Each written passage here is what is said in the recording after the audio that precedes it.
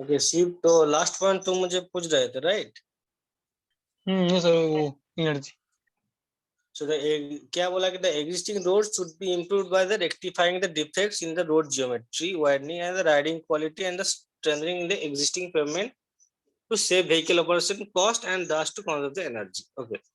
तो अभी हम लोग क्या देखे थे कि फर्स्ट 20 ईयर प्लान देखे थे, सेकंड 20 ईयर प्लान देखे थे। अभी तक तो वो दोनों प्लान देखे थे ना। Yes sir. तो उन दोनों प्लान में जो हम लोग रोड जियोमेट्री बनाए, ठीक है, तो मान के चलो उस जियोमेट्री में हमारा ज्यादा कंजेशन हो रहा है, ठीक है, या फिर ज्यादा एक्सीडेंट होने का चांसेस है, ठीक है। तो हम लोग क्या करेंगे, उस रोड को मिटिगेट करेंगे या फिर उसको वाइड करेंगे, उसको इम्प्रूव करेंगे।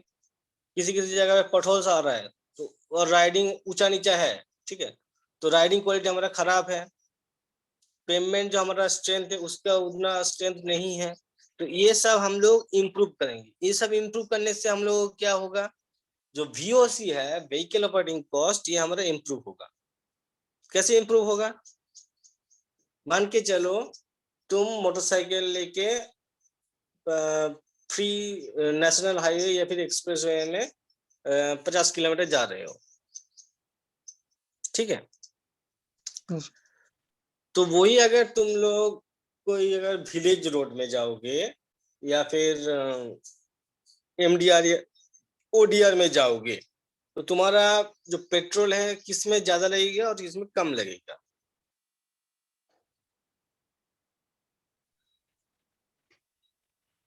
सर फिर से। मान के चलो तुम किसी नेशनल हाईवे या फिर एक्सप्रेस वे में तुम लोग कोई भी 50 से 60 किलोमीटर रोड जा रहे हैं, ठीक है, और वही 50-60 किलोमीटर रोड तुम लोग कोई विलेज रोड या फिर MDR रोड में जा रहे हो जिसका कंडीशन उतना अच्छा नहीं है, तो किसमें तुम लोगों का पेट्रोल ज्यादा लगेगा? सर विलेज रोड में में सर, जिसका कंडीशन सही नहीं है। क्यों लगेगा? क्योंकि वहां से रुक रुक के जाना होगा, मेरा स्पीड आगे कम होगा, बढ़ेगा, इंजन ब्रेक में जोर डाउन पड़ेगा। होगा, ब्रेक ब्रेक डाउन डाउन होगा, राइट, और हमारा जो व्हीकल है, मोटरसाइकिल है, वो भी खराब होने का चांसेस है, यस सर। ठीक है। तो वही है हमारा व्हीकल ऑपरेशन कॉस्ट। तो अगर हमारा व्हीकल खराब हुआ उस रोड से जाने के लिए, वो हमारा नहीं हो रहा है एक्सप्रेस वे से जाने से, या फिर अगर वही MDR रोड या ODR रोड अगर हमारा अच्छा रहा तो भी ये प्रॉब्लम नहीं होगा। और तुम लोग और एक सिंपल एग्जांपल देते हैं जो कॉलेज का है, ठीक है। कॉलेज तुम लोग जब ज्वाइन किए थे, कॉलेज का जो मेन रोड से गेट तक का जो रोड था तो कैसे था? विलेज बहुत रोड खराब सर। स्थिति में था। बहुत खराब कंडीशन था। Yes sir. तो उस टाइम कोई भी ऑटो आने से आता है तो बहुत पैसा भी लेता था, यस सर। 100 रुपया ठीक सर। है। अगर कोई भी मतलब तुम अगर खुद का मोटरसाइकिल लेके आते थे तभी तुम लोग अरे किस रोड से जा रहे हैं, ठीक है, तुम्हारा ज्यादा पेट्रोल लगता है, ज्यादा व्हीकल को डैमेज होने का भी चांसेस है। वही अभी अगर मान के चलो अभी तुम जाओगे तो हमारा फ्यूल कंजम्पशन भी घट जाएगा और हमारा व्हीकल को कुछ डैमेज भी नहीं होगा, ठीक है। तो for this we will consider that vehicle operation cost will the reduce down. तो अगर हमारा व्हीकल ऑपरेशन कॉस्ट अगर घट गया, so we will obviously conserve the energy.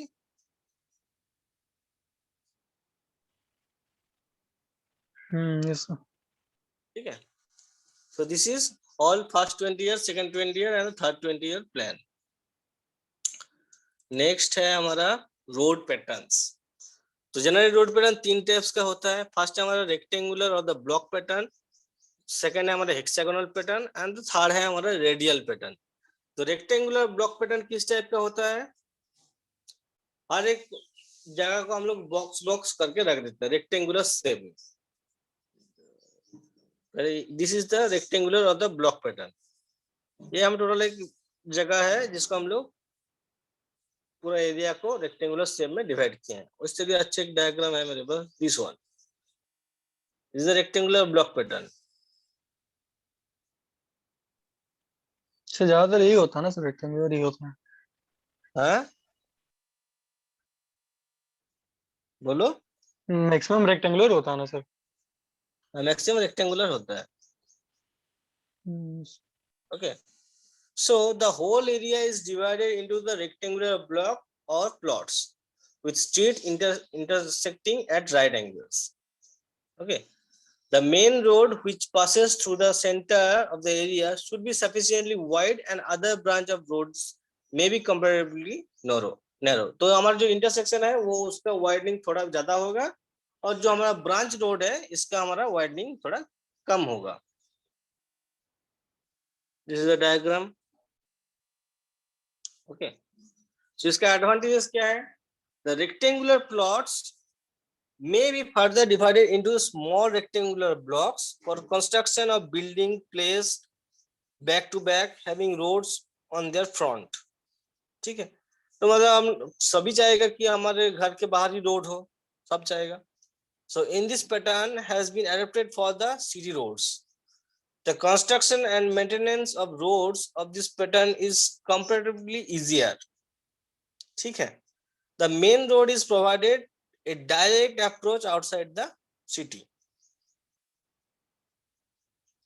और इसका लिमिटेशन क्या है? This pattern is not very much convenient because at the intersection the vehicle face each other. जो तुम लोग डायग्राम में भी देखे हो. तो अगर मान के चलो इस जगह पे कोई अगर इस जगह से आएगा, इस जगह से आएगा, तो कॉलिजन होने का भी चांसेस रहेगा. Right. So this is the limitation or the disadvantage. Okay. So rectangular block pattern समझ में आया? Yes, sir. नेक्स्ट है हमारा हेक्सागोनल पैटर्न. हेक्सागोनल पैटर्न कुछ इस टाइप का बनता है. This is the central portion और इसका रिगार्डिंग हम लोग हेक्सागोनल टाइप से हम लोग उस जगह को बनाते हैं, मेन बिजनेस एरिया को. उसके बाद हमारा star and block pattern. Star and block pattern क्या होता है? This is the radial roads, this is central business area और इस जगह पे हम लोग रेक्टेंगुलर पैटर्न और बिल्टअप एरिया से हम लोग घर वगैरह बनाते हैं. तो स्टार और ब्लॉक पैटर्न क्या है? In this pattern the entire area is divided into the network of roads radiating from the business outwardly. तो ये हमारा टोटल बिजनेस सेंटर एरिया है, उसके सराउंडिंग ये रेडियल रोड्स है और इस जगह पे हम लोग ये बिल्टअप एरिया है, इसमें हम लोग घर, शॉपिंग, फिर बिजनेस कुछ भी बना सकते हैं ये सब जगह पे. Okay. So in between radiating main roads, the built-up area may be planned with rectangular block और triangular block से भी हम लोग बना सकते हैं. इसका एडवांटेजेस क्या है? Reduce level of congestion at the primary bottleneck location, prevents traffic from the accessing local flow routes in the direction of the event venue that operate in favor of egress traffic flow. मतलब ये देखो, अगर हमारा ये main business centre है तो सभी लोग यहाँ पे ही जाने के लिए ट्राई करेगा, बट इसके लिए अलग अलग बहुत सारे रोड्स उसके पास मिल जा रहे हैं, तो हमारा कंजेशन होने का चांसेस बहुत कम है. Okay. Vehicle faces each other less than the block pattern. इसमें भी हमारा ब्लॉक पैटर्न जो रेक्टेंगुलर ब्लॉक पैटर्न था हमारा, उसमें हमारा क्या हो कि एक और दूसरे डायरेक्शन में हमारा व्हीकल को मीट होने का चांसेस है, बट यहाँ पे चांसेस बहुत कम रहता है. उसके बाद हमारा star and circular pattern. In this system the main radial road radiating from central business area are connected together with the concentric road. In these areas boundary by adjacent radial roads, the corresponding circular roads, the built-up area is planned with the card block system.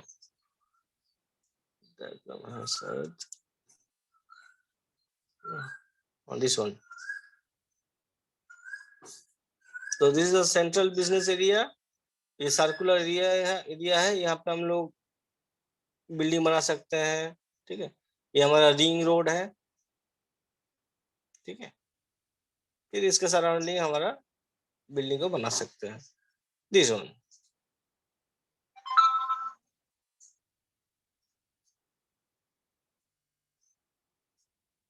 Okay. ठीक है. Yes, sir. Next हमारा star and the grid pattern. Star and grid pattern कहाँ पे हम लोग सुने थे? Nagpur road plan में. Right. So this is the focal point, and these are the grids. And this is the radial roads. This one, all these are the radial roads. तो इसका advantages क्या है? Keep vehicular traffic safe, improve traffic flow in both directions using cellular structure, improve land use efficiency and unit density. इसका limitation क्या है? Islands separating the approach and exit lanes, known as a splitter island, should extend far enough. The Nagpur road plan formula were prepared on the assumption of the grid pattern. ठीक है? yes sir. Next है हमारा planning सर्वे। तो हम लोगों का आज क्या क्या कंप्लीट हुआ? हम लोग अभी तक देखे हैं हम लोग कितना टाइप का रोड देखे थे, ठीक है। उसके बाद हमारा development of road in India वो देखे थे, जायका कमेटी, फिर HIV हाई रिसर्च बोर्ड, फिर उसके बाद first 20 year road plan, second 20 year road plan, third 20 year road plan. उसके बाद हम लोग कैसे उसको डिजाइन करते हैं, block pattern, circular pattern, hexagonal pattern के हिसाब से हम लोग डिजाइन करते हैं, ठीक है। तो अभी तक ये सब कुछ हो गया। इस सब से कुछ किसी का डाउट है तो मुझे बोल सकते हो।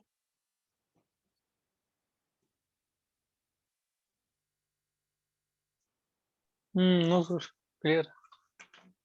ओके, नेक्स्ट है हमारा प्लानिंग सर्वे। मतलब हम लोग जो एक जगह को हम लोग रोड बना रहे हैं उसके लिए हम लोग को क्या क्या सर्वे करना चाहिए। सो fact finding studies carried out in the scientific manner. Studies include are the economic studies, financial studies, traffic studies, and the engineering studies. Okay. So I'll go to the details. So what data we have to collect on economic studies? अगर existing road है तो उसमें हम लोग को क्या facilities मिल रहा है। अगर हमारा रोड हम लोग बनाएंगे तो उसका एस्टिमेटेड कॉस्ट कितना है, total population and the classified distribution, per capita income कितना है, डेवलपमेंट एंड फ्यूचर ट्रेंड्स है कि नहीं है, ये सारे चीज हम लोग इकोनॉमिक स्टडीज के अंदर ये सब डाटा हम लोग को कलेक्ट करना पड़ेगा। पहले हमारा financial studies, source of income, मतलब यहाँ पे अगर कोई स्कूल है, कॉलेज है या फिर कोई बिजनेस मॉडल है तो हमारा वहां से सोर्स ऑफ इनकम आएगा, हमारा रेवेन्यू आएगा।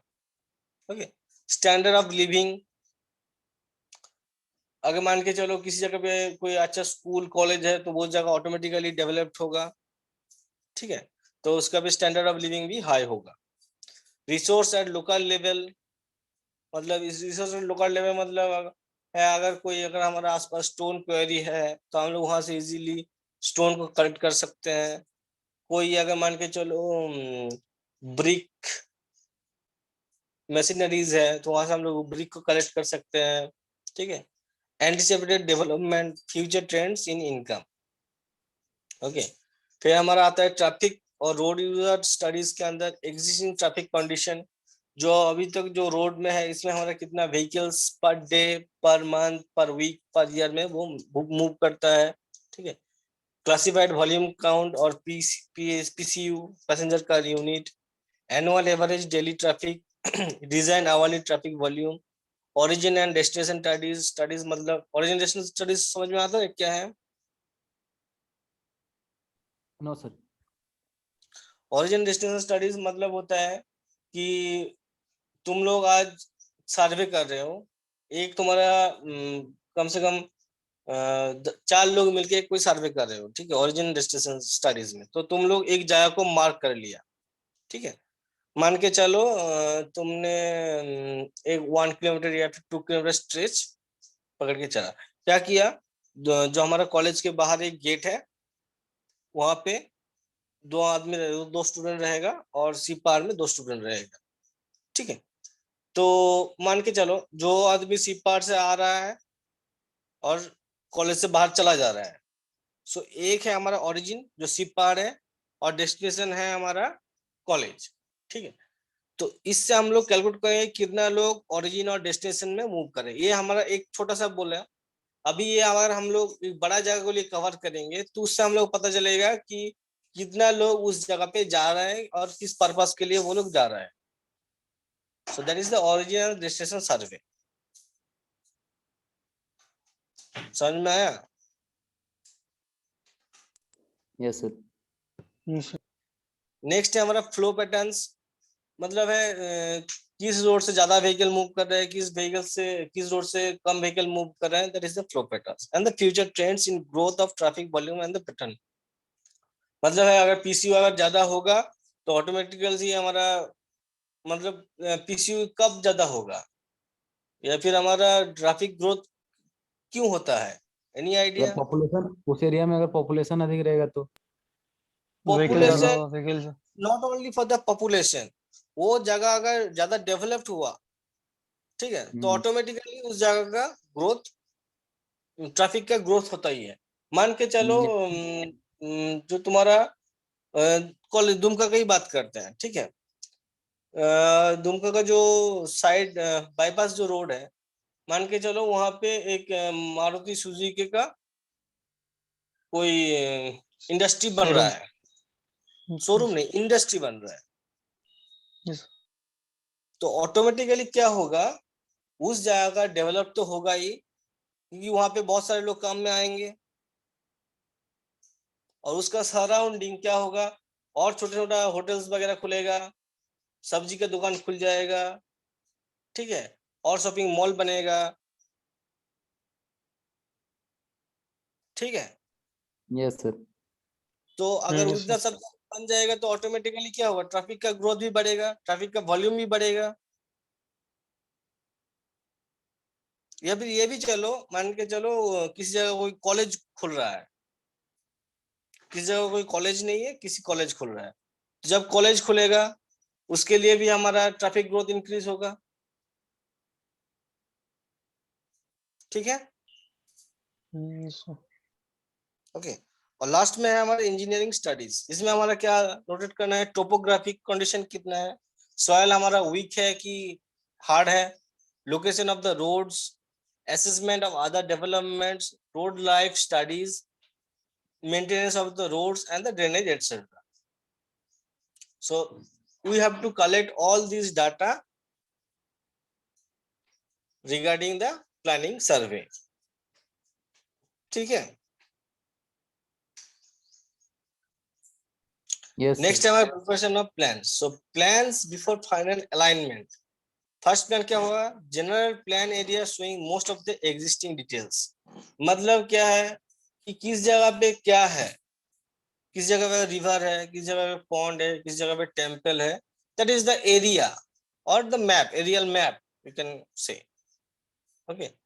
प्लान टू क्या होगा, distribution of population groups with their categories. किस जगह पे कितना पॉपुलेशन है उस जगह से हम लोग उसको डिवाइड करेंगे। मान के चलो किस जगह पे हमारा 5000 पॉपुलेशन है, किस जगह पे हमारा 500 पॉपुलेशन है, तो जहाँ पे 500 पॉपुलेशन है उसके लिए उतना अच्छा रोड हमारा नहीं चाहिए, जहाँ 5000 पीपल रहता है, पॉपुलेशन रहता है, उसमें हमारा और अच्छा रोड चाहिए, ठीक है। Places with respective quantities of the productivity, कहाँ से हम लोगों को ज्यादा प्रोडक्ट मिलता है, ठीक है। और लास्ट में existing network with traffic flow, desired lines. ये डिजायर्ड लाइन से हमारा ओरिजिन और डेस्टिनेशन जो पहले मैंने बताया, उसमें क्या करना है कि मैंने पहले तुम लोगों को एक छोटा सा एग्जांपल दिया कि सीपार से कॉलेज में, ठीक है। अभी उसको एक सेकंड मैं और एक चाहता हूँ, मान के चलो ये वाला हम लोग एक एरिया को कवर किए कर रहे हैं, ठीक है। So this is our total area, circular area. So this is our origin and this is our destination, ठीक है। So we have to mention this one, this one, this one, this one, this one, like that we have to design, okay। अब हम लोग infinite हो क्या जाएगा कर, sir, हाँ इनफाइनाइट लाइन जाएगा सर। अब इनफाइनाइट लाइन तो होगा, बट तुम लोगों को 4 या 5 लाइन ही ड्रॉ करना है, 4 से 5, क्योंकि तुम लोग अब 50 मिलकर भी ओरिजिनल डेस्टिनेशन सर्वे करोगे तो हर एक जगह पे क्या करोगे कि हर एक जगह पे 2-2 या फिर 3-3 करके हर एक जगह पे रहेगा। So this is the origin point और this is the destination point. Similarly, this one is the origin point, this is the destination point. Origin point and destination point. Okay. So अब हम लोगों को देखना है कि किस रोड पे व्हीकल ज्यादा जा रहे हैं। तो जिस रोड पे व्हीकल ज्यादा जाएगा, ये जो एक लाइन दिख रहा है ना, ये एक है हमारी डिजायर्ड लाइन। ठीक है। अब ये जिस लाइन जितना मोटा होगा उसमें हमारा ट्रैफिक डेंसिटी और हाई होगा। ठीक है। ये थोड़ा कम है, ये कम है, तो मतलब इसमें हमारा व्हीकल कम चलता है, इसमें हमारा व्हीकल ज्यादा चल रहा है। समझ में आया? So ये भी एक प्रोजेक्ट हो सकता है ना, कर सकते हो, नो इशू। कि मतलब कि कितना व्हीकल आ रहा नहीं आ रहा, दुमकाम पूरा। हाँ कर सकते हो, बट सभी को बस उसी प्रोजेक्ट के अंदर घुसना होगा फिर। नहीं नहीं, एक मतलब आइडिया बोल रहा था। हाँ कर सकते हो, कोई इशू नहीं है। ये तुम्हारा सीनियर को हम लोग एक प्रोजेक्ट दिए थे मैं Yes. करने के लिए। हुआ था सर। उन लोगों को ट्रैफिक वॉल्यूम का ही दिए थे, ओरिजिन डेस्टिनेशन नहीं दिए थे। यस। कर सकते हो, कोई प्रॉब्लम नहीं है। ठीक। ठीक है। नेक्स्ट है preparation of the master plan. So final road development plan based on the 4 plans prepared. Target road length on the basis of the area, population and the productivity fixed during 20-year road development plans and 16, 30 or 82 kilometer per 100 square kilometer area. ठीक है।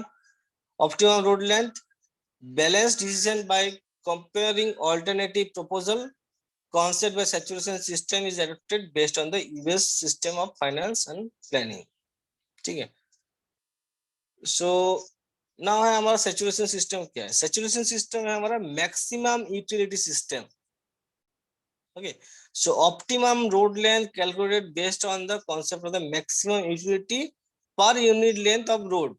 मतलब हमारा जो एक road है उसमें हम लोगों को मैक्सिमम कितना यूटिलिटी मिल रहा है, और how you will calculate the maximum utility. Utility per unit length of road equals the population unit plus productivity unit. Okay. So utility per unit length of road equals to population unit plus productivity unit. Or how will calculate the for a road? So utility equals to, so saturation system is known as the population unit plus productivity unit divided by the total road length. Then we will get the saturation. So population unit क्या है? Total number of towns and villages with population ranges served by each road system, that plan 2 में जो था, convert it into the utility units served by each road, thus number of utility units based on the population isoment. मैं इसके regarding एक numericals करने को देंगे, उसके बाद समझ में आएगा। और उसके बाद प्रोडक्टिविटी यूनिट क्या है? Total number of the productivity units served by each road system, that is we have in the plan 3, includes the agriculture and the industrial products. Assign appropriate values of utility units per unit. Example, 1000 ton equals to 1 unit. Okay. So the utility rate per unit length of road equals to the total unit scored by total road length of each system. So total unit road equals to population unit plus productivity unit. Proposal which gives the maximum utility per unit length may be chosen as the final road system.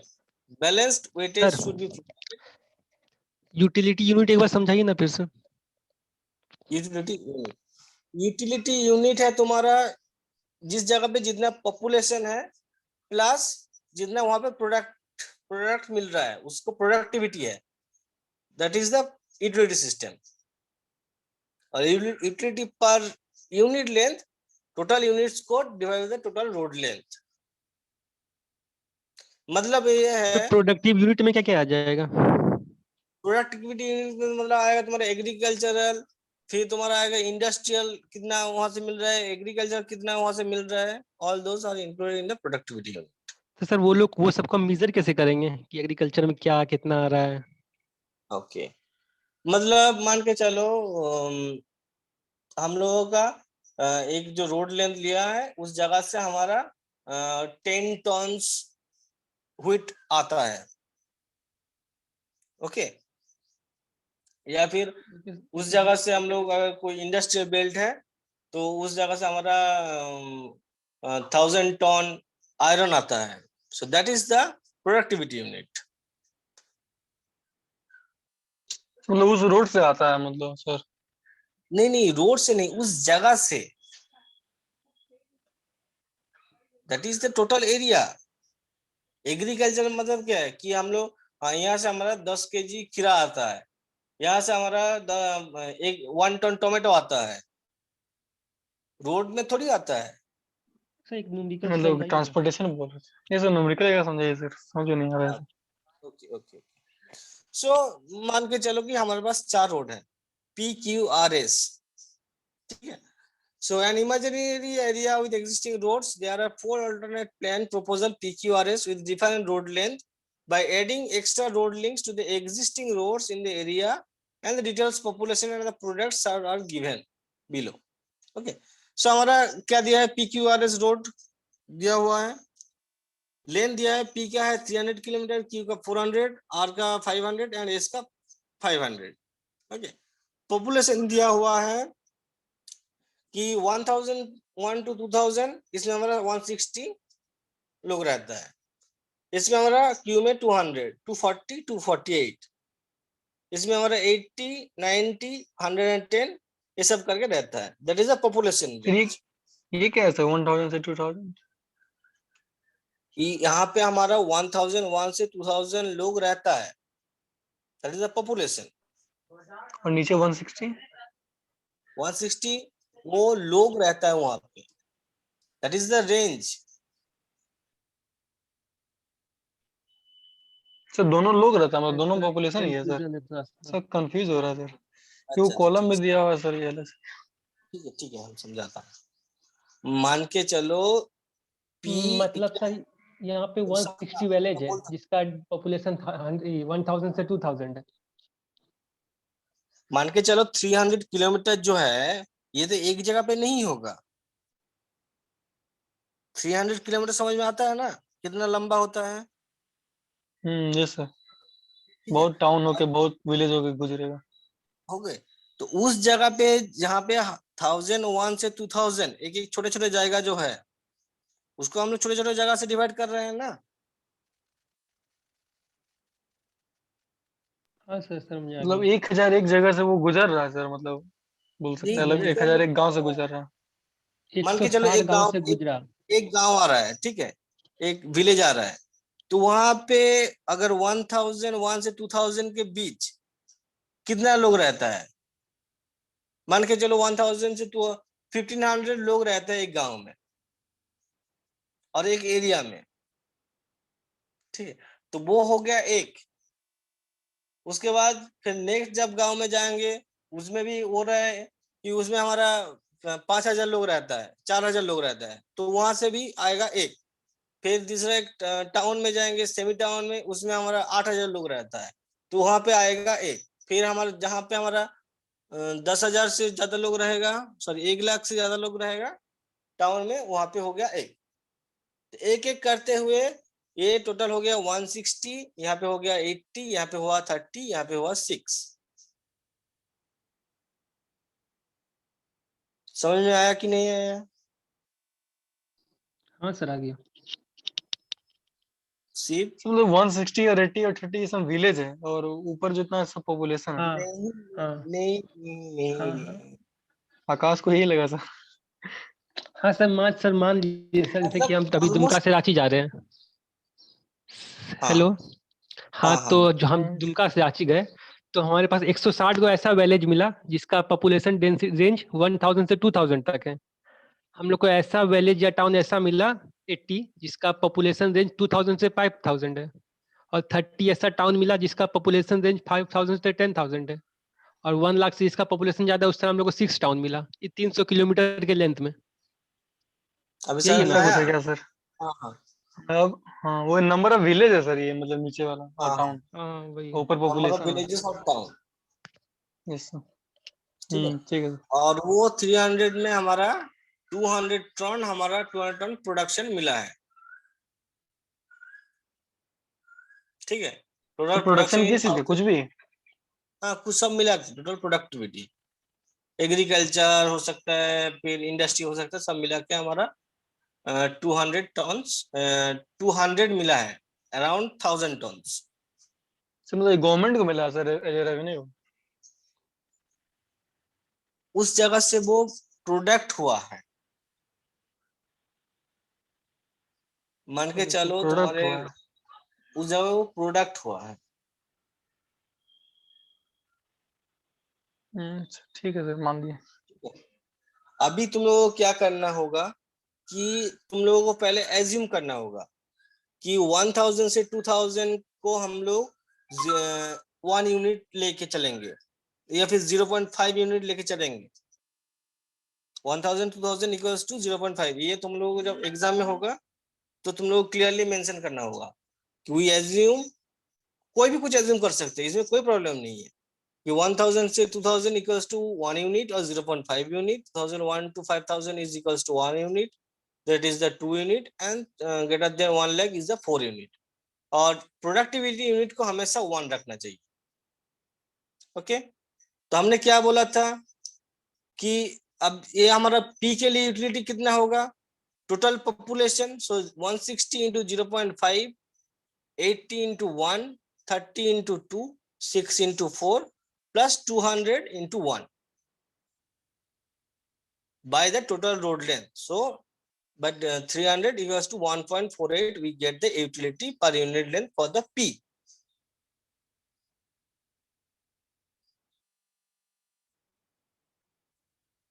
समझ में आया? Utility से मतलब किस respect में बोल रहे हैं सर यहाँ पे, मतलब वो क्या है, मतलब यूटिलिटी यूटिलिटी मतलब है उस जगह पे हम लोग टोटल रोड को 1.48 यूटिलाइज किए हैं।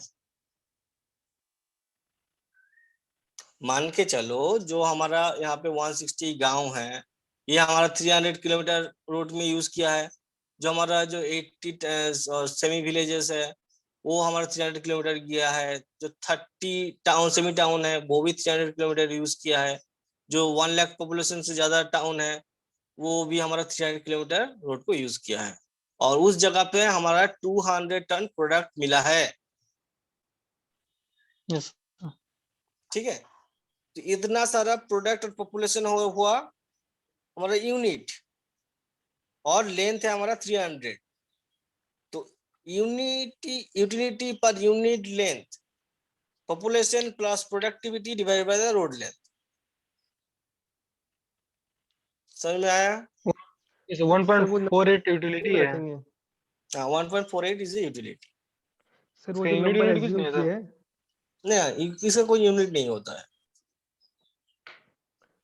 सर वो नंबर एज्यूम किए हम लोग 0.5 1 2, ये हाँ सब के ये लिए सेम एज रखेंगे हम लोग। तुम लोगों को वहां पे क्लियरली लिख देना, कोई भी तुम लोग लिख सकते हो कि हम लोग सब लेंगे कि सबके लिए सेम रखेंगे सर, सारा रोड लाइन के लिए। नहीं, जैसे अगर जिसमें इसके लिए सब में 1 सेम है। रखोगे तो इसके लिए 2 रखना, इसके लिए 3 रखना, इसके लिए 4 रखना। कुछ भी रख सकते हैं मतलब सर, मतलब जो है कुछ भी रख एग्जैक्ट सकते, वो भी रख सकते हैं? एग्जैक्ट रखोगे तो तुम लोगों का बहुत दिक्कत होगा। अगर 160 से अगर 160 मल्टीप्लाई करोगे, फिर 80 से 80 मल्टीप्लाई करोगे, 30 से 30, तो बहुत कॉम्प्लिकेटेड एक यूनिट बन जाएगा। सर एक ही को कैलकुलेटर एक, तो रहेगा इसे। ओके सर ठीक है। तो कैलकुलेशन में तुम लोग कुछ भी कर सकते हो, दैट इज नो इश्यू, क्योंकि सभी में तुम लोगों को आखिर में क्या फाइंड करना है कि किस रोड से तुम लोगों को यूटिलिटी। प्रायोरिटी फाइंड करना है। That is your last answer. ठीक है, अब तुम लोग ज्यादा कैलकुलेशन करना चाहते हो तो कर सकते हो, तुम लोगों का ही टाइम वेस्ट होगा। Yes sir. रोड का ठीक है, यूटिलिटी निकला इससे ना सर। हाँ तो कितना यूज में आया है रोड? रोड मतलब कितना 300 हाँ किलोमीटर में जो है 160 की मतलब 1000 से 2000 के बीच में जो है 160 इतना यूज हो रहा है। मतलब कम यूज हाँ, हो रहा है तो उसका यूनिट 0.5, यहाँ पे हेवी हो रहा है उसका 1। जैसे जैसे इंक्रीज हो जा रहा है उसका यूनिट भी बढ़ते जा रहा है। वो तुम एज्यूम करके लिख सकते हो। तुम 1 से इसके लिए लिख दिए कि हमारा 1001 टू 2000 हमारा, हम लोग एज्यूम करते हैं 1 यूनिट। 2001 to 5000 हम लोग एज्यूम किए 2 unit. 5000 to 400 we assume that is the 4, and 1 lakh greater than 1 lakh we assume the 10। But productivity unit को हमेशा 1 रखना, 1। ठीक है, क्योंकि सभी के लिए वो सेम रहेगा। समझ में आया? Yes sir. Yes sir. Okay, तो उसके बाद हम लोगों को प्रायोरिटी फाइंड करना है। ओके, इसका कोई फॉर्मूला होगा ना सर? ये जैसे एग्जांपल है तो ये यूनिटी पर यूनिट लेंथ का कोई फॉर्मूला होगा? फॉर्मूला अभी तो बताया तो, utility per rate unit length equals total unit score divided by the total road length of each system, और total unit score equals to population unit plus productivity unit.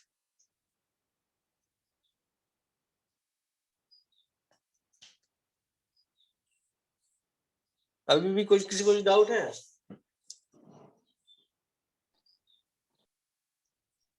No sir, ठीक।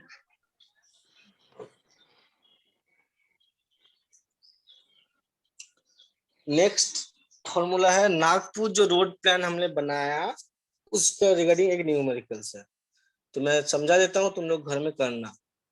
सो road density हम लोगों को पता है, इसमें कितना होता है कि 16 kilometre per 100 square kilometre, right?